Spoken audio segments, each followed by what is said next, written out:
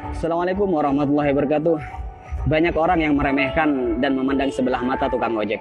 Tapi saya santai saja, karena hidup ini memang tidak pernah lepas dari komentar orang lain. Karena menurut saya, apapun pekerjaan dan profesi kita di dunia ini adalah mulia selama pekerjaan itu halal, dan termasuk sebagai tukang ojek. Menurut saya, ojek adalah pekerjaan yang membuat kita menjadi lebih tenang, santai, bebas, dan leluasa. Karena pekerjaan ini bisa mengatur waktu kita sendiri dan bukan kita yang diatur-atur.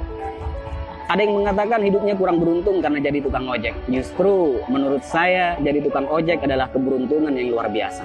Karena profesi ini mampu memanage waktu kita sendiri, terutama waktu untuk beribadah kepada Allah Subhanahu wa Ta'ala. Ketika menjelang waktu sholat, kita bisa mematikan aplikasi dulu untuk menjalankan kewajiban sholat tepat waktu dan bahkan berjamaah di masjid. Kalau pekerjaan yang lain, saya rasa belum tentu bisa. Tak mengapa kita dipandang hina oleh makhluk. Yang terpenting tidak hina menurut pandangan Allah Subhanahu wa Ta'ala. Intinya tak perlu mendengarkan apa kata orang selama profesi yang kita geluti tidak keluar dari yang namanya koridor syariat. Syukuri seperti apapun keadaan dan kondisi kita, dan jangan selalu membandingkan dengan hidup orang lain agar kita tidak menjadi orang yang kufur nikmat. Dan yang perlu diingat, apapun profesi kita tetap harus Allah yang dijadikan prioritas dan tujuan utama. Karena Allah menciptakan kita, wa ma khalaqtul jinna wal insa illa liya'budun. Tidaklah aku menciptakan jin dan manusia semata-mata hanya untuk beribadah kepadaku.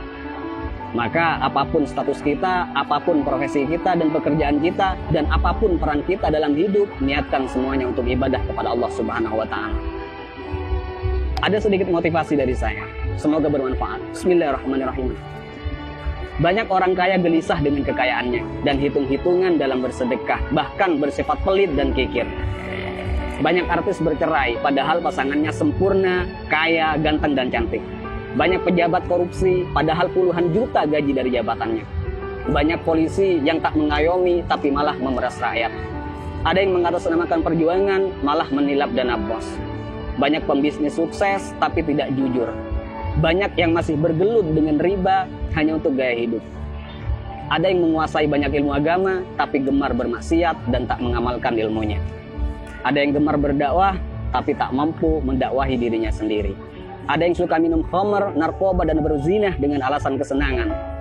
Ada yang sudah berkeluarga dan bahkan punya anak merasa kurang tentram, seolah jauh dari kata sakinah, mawaddah, warahmah. Ada atasan yang suka menyunat uang bawahannya. Ada seorang guru atau karyawan yang suka korupsi dan bahkan korupsi waktu. Ada yang punya proyek dan tidak jujur dengan proyeknya. Banyak dokter, perawat, dan bidan yang tidak lemah lembut, tidak jujur, dan bahkan terkadang tidak memanusiakan pasiennya. Ada yang sibuk mencari dunia sampai lupa pada Tuhannya dan lalai dalam sholatnya. Dan masih banyak lagi kasus-kasus yang tidak bisa saya sebutkan semuanya. Mari kita berpikir, kenapa mereka demikian?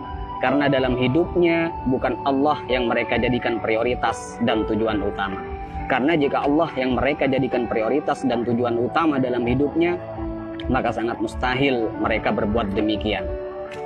Wa may yuhajir fi sabilillahi yajid fil ardi muraghaman katsiran wa sa'a. Ayo kita berhijrah. Karena ketika kita berhijrah dan lalu Allah kita jadikan prioritas dan tujuan utama dalam hidup, maka Allah akan meluaskan rezeki dan kelapangan hati untuk kita. Dan ketika hati kita sudah lapang dan luas, maka sebanyak apapun persoalan yang kita hadapi dan sebesar apapun masalah yang menimpa kita akan tetap tenang menyikapinya. Karena hati kita lebih lapang dan lebih luas dari masalah yang kita hadapi. Tapi jika dalam hidup bukan Allah yang kita jadikan tujuan utama, maka hati kita akan sempit. Jadi sebanyak apapun harta kita, setinggi apapun pangkat dan popularitas kita, semua malah tak akan henti menggelisahkan dan bahkan membingungkan.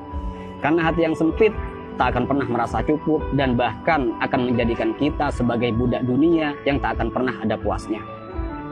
Jadi sekali lagi buat teman-teman, tak usah malu apapun profesi dan pekerjaan kita. Selama itu halal, semua adalah pekerjaan yang mulia.